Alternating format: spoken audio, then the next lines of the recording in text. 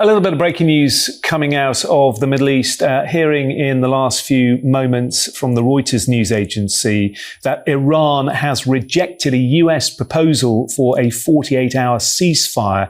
That's according to an unnamed source speaking to the Fars news agency. Iran rejecting a US proposal apparently for a 48-hour ceasefire. We'll keep across that. So first we're told Iran's air defense is basically being neutralized and US fighters can roam the skies freely. Clearly, that's not to be the case. So, this is reporting from, 3 U.S. officials, so my colleague Haley Britsky, Kevin Liptak, and I, as Jim laid out, that a U.S. fighter jet has been shot down over Iran and search and rescue is underway. The president did say that their radars rolled down, and so he probably can claim that legitimately, but the fact that there are still anti-aircraft kinds of capabilities that are based on heat temperature differences that can identify aircraft and still target aircraft is probably what got this F-15. And then we were told that Iran had requested a ceasefire, but in a matter of 48 hours after said claim, it appears that they rejected the ceasefire that Trump claimed they wanted.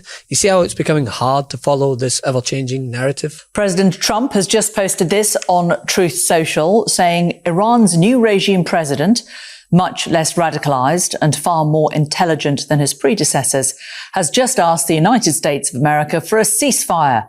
We will consider when Hormuz Strait is open, free and clear. Until then, we are blasting Iran into oblivion, or as they say, back to the Stone Ages.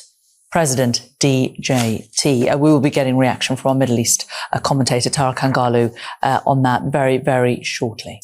According to new reporting, Iran has rejected a US-backed proposal for a 48-hour ceasefire delivered through intermediaries. And I mean, I'm no expert on war, right? But when the people you claim have been obliterated, whose air defense was no more, despite the fact that today 4 US aircraft were fired upon, 2 shot down, are rejecting a ceasefire. Also, it doesn't appear that they believe they're losing this thing, or at the very least, they don't feel compelled to stop. And the thing is, that directly challenges the narrative that has been coming from the White House.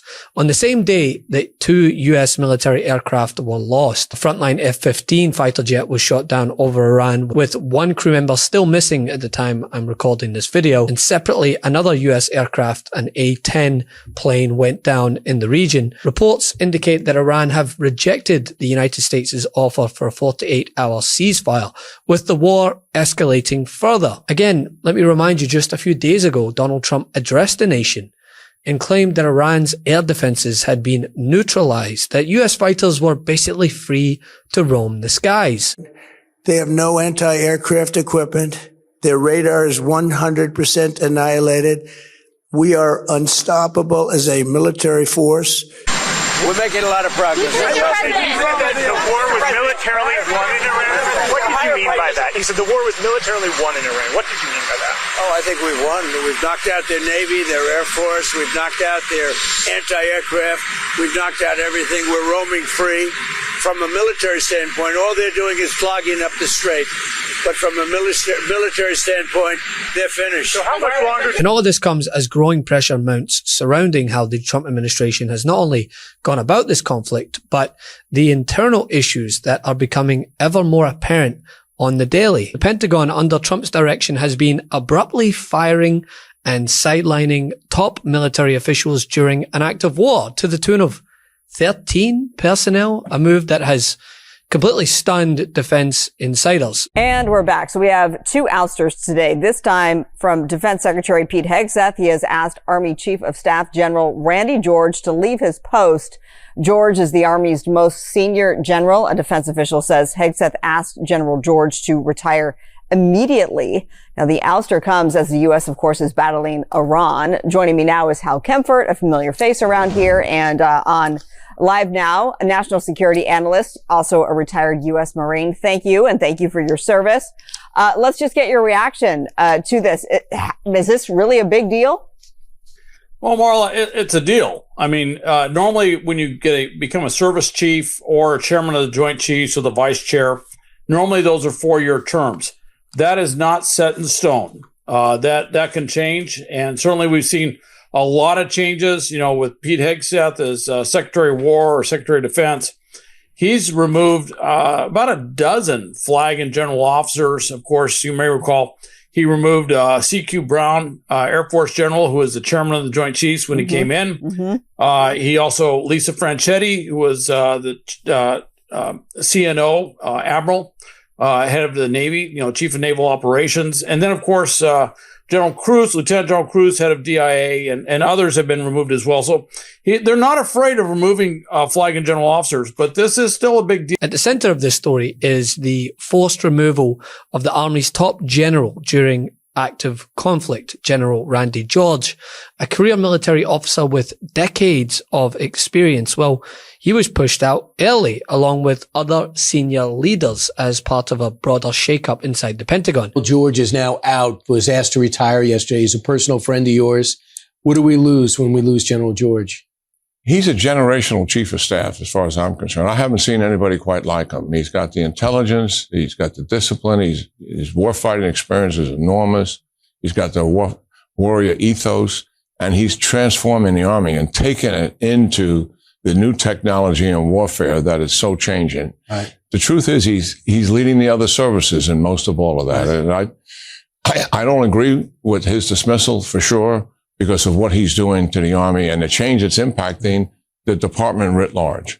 That's what I've heard too. General, it was great to see you. Good luck at the Yankee game today and keeping up with everything. Thanks so much for coming in. Yeah, great being here. And now it appears that Iran's capability to cause serious damage remains intact. Questions need to be asked, right? Does that mean more conflict, boots on the ground, broader scope? We'll find out. I mean, it's going to be a very specific request. I'm sure it's tied to specific things. It's not a random number, so we have to adequately fund defense. It's a dangerous time. And so you support that level?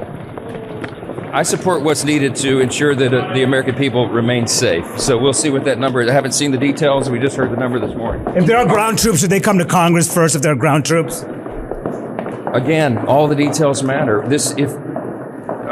If we're completing the mission and it's a limited scope, then that's not a declaration of war. What's happening? Just like, listen, Donald Trump himself and Pete Hegseth and top officials with the administration have told us completely backwards explanations for this multiple times. We have heard it will be a few days. Actually, it will take months. No boots on the ground. Also, maybe a draft, and we're sending thousands of troops to the region. Did you hear about a draft? Yeah. I didn't. Well, look at Caroline. Yeah, well, you were on vacation. I'm glad you got some color. I wasn't dodging the We already... Not like our president. We already won. Also, give us $200 billion. We fight with bombs. Also, let's give $14 billion in oil sanctions relief. We're going to end the regime. They'll never get a nuke. Just kidding. Those aren't our goals anymore. That's the problem, is that the Trump administration continues to change their narrative every 5 minutes, almost as much as Pete Hegseth is changing leadership in the middle of said conflict. None of this is happening in isolation, right? It fits a broader pattern that we have been tracking throughout this administration. We also don't fight with stupid rules of engagement. We untie the hands of our warfighters to intimidate, demoralize, hunt, and kill the enemies of our country. Those are the words of a potential war criminal right there. And that is not the advice and counsel and direction that any Secretary of Defense should be providing our soldiers, sailors, airmen, and Marines. It puts them actually in greater danger. The Secretary of Defense is a disgraced major that was kicked out of the DC National Guard. He has no qualifications whatsoever to be the Secretary of Defense other than his extreme loyalty to the president. Again, those are the words of a potential war criminal. There's claims of rapid military success, followed by evidence of continued resistance. There are diplomatic efforts failing and escalation inevitably continuing. And right now, the outcomes are becoming harder to reconcile with the messaging itself. To this, we do not know where the plane went down. We do not know the status of the crew on board, and we are not hearing any official word from the U.S. military or the White House at this moment, though, of course, we do know that they are monitoring this very closely, and obviously this is a very sensitive thing, and so they're being very careful with what they're going to be putting out publicly. Now, I will say, one thing we have been hearing, of course, is you know, repeatedly I'm hearing in my conversations with people in that building behind me, you have to be careful with what you're hearing from the Iranian state media, which of course, has been sharing a lot of videos and images this morning of this. But what we did hear as well from the state-run Tasman agency, they said that the search for any missing crew had, quote, so far been unsuccessful. Now, I do want to say, part of the reason this is so notable is because this incident does mark the first time that a U.S. aircraft has been shot down over Iran since the beginning of this conflict. For context, we do know that, near the beginning of the war, 3 F-15s were mistakenly shot down in a friendly fighter incident by Kuwaiti air defenses, but this is the first time we're seeing them shot down by enemy fire. Now, again, we are waiting to hear what the White House will ultimately say on this, and similarly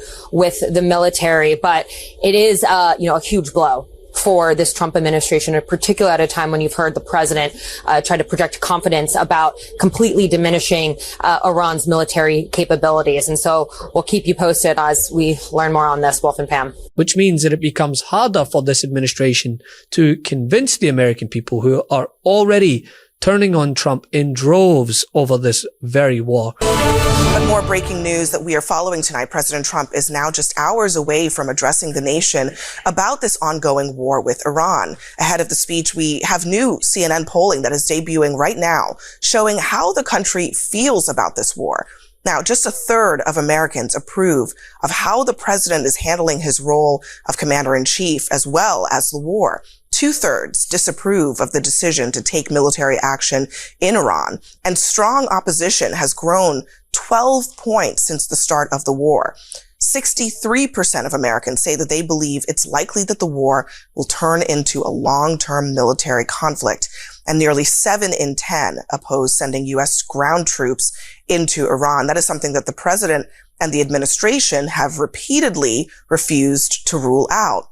71% say they don't want Congress to authorize $200 billion for further military action in Iran. The situation itself is being managed, and we are to believe what we are being told. Love this video? Support independent media and unlock exclusive content, ad-free videos, and custom emojis by becoming a paid member of our YouTube channel today. You can also gift memberships to others. Let's keep growing together.